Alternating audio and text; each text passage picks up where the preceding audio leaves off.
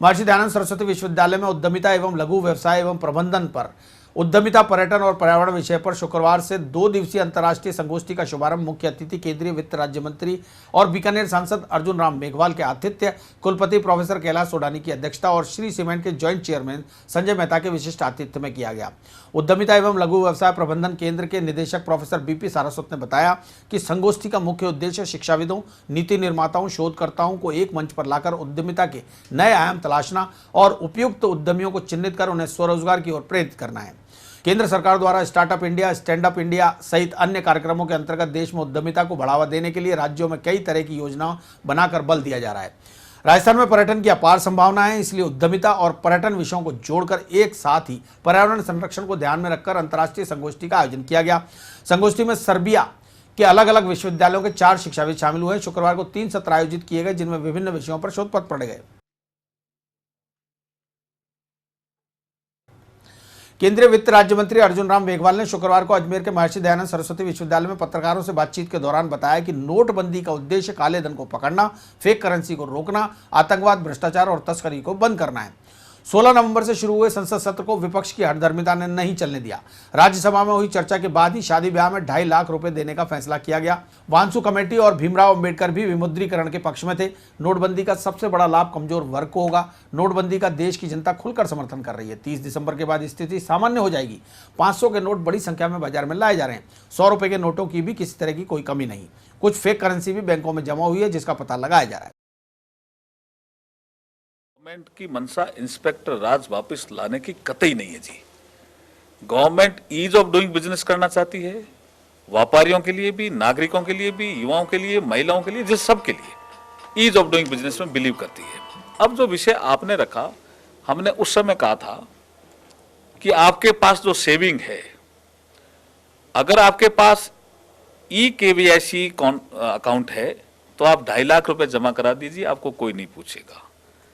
अगर आपके पास EKYC account नहीं है तो आप एक बार 50,000 रुपए जमा कराइए। हुआ क्या है, कई जगह कि सेविंग में भी 2.5 लाख जमा हो गया। और अगर EKYC है तो कोई नहीं पूछ रहा। अगर कोई आप कह रहे हैं पूछ रहे हैं तो निश्चित रूप से मैं नोटिस लूंगा इसका, क्योंकि हम डेली समीक्षा कर रहे हैं इस चीजों की। जनधन में जो अकाउंट में पैसा जमा उसकी भी समीक्षा कर रहे हैं।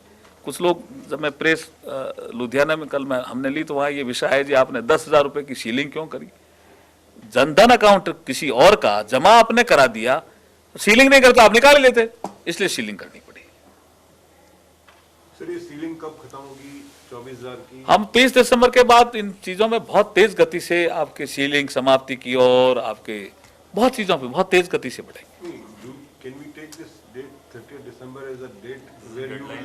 देखिए, प्रधानमंत्री जी ने बहुत स्पष्ट बोला है 30 दिसंबर तक आप हमें समय दीजिए, समय जनता दे भी रही है।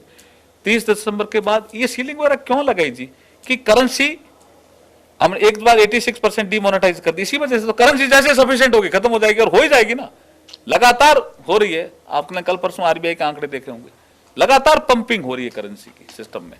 गवर्नमेंट 1000 का नया नोट लाने की तैयारी में? नहीं, कतई नहीं जी, किसने कह दिया जी, कतई नहीं, कतई नहीं। डिजिटलाइजेशन से देश विकसित राष्ट्र बनने की ओर बढ़ेगा। सरकार डिजिटल ट्रांसफर पर टैक्स कम करने के बारे में भी विचार कर रही है। डिजिटल ट्रांजैक्शन की ओर बढ़ने के लिए हम जरूर मोटिवेट भी करेंगे, क्योंकि WTO एरा में हम जी रहे हैं, तो जो वर्ल्ड एवरेज है उसके नजदीक हमें पहुंचना पड़ेगा अगर हमें विकसित राष्ट्रों की श्रेणी में खड़ा होना है। देखिए, GDP का कैश रेशो जो डेवलप्ड कंट्रीज है वहां 4% है, और हम इंडिया में कितना है 12%। बड़ा गैप है जी, 4% और 12% के बीच में हम WTO एरा में कैसे विकसित राष्ट्रों की श्रेणी में खड़ा हो सकते हैं। इसलिए हम ये डिजिटल ट्रांजैक्शन की ओर ज्यादा बढ़ने की कोशिश कर रहे हैं। GST बिल पर बोलते हुए मेघवाल ने कहा कि सरकार सर्वसम्मति से बिल लाना चाहती है। 16 सितंबर 2017 तक सरकार इसे लागू करने की कोशिश कर रही है। सीलिंग लिमिट भी 30 दिसंबर के बाद बढ़ाए जाने पर विचार किया जाएगा। सरकार फिलहाल 1000 का नया नोट मार्केट में नहीं ला रही। 30 दिसंबर के बाद ही बताया जा सकेगा कि कितना कालाधन पकड़ा गया। GST एक कॉन्स्टिट्यूशनल अमेंडमेंट है। हम इसको 1 अप्रैल 2017 से लागू करना चाहते थे, लेकिन GST काउंसिल में 2-3 विषयों पे कोई सहमति नहीं बन रही। हम अभी नहीं चाहते कि हम वोटिंग पैटर्न से जीएसटी काउंसिल में हम विषयों को पास कराएं। हम चाहते हैं कि हर विषय पे सर्वसम्मति बन जाए।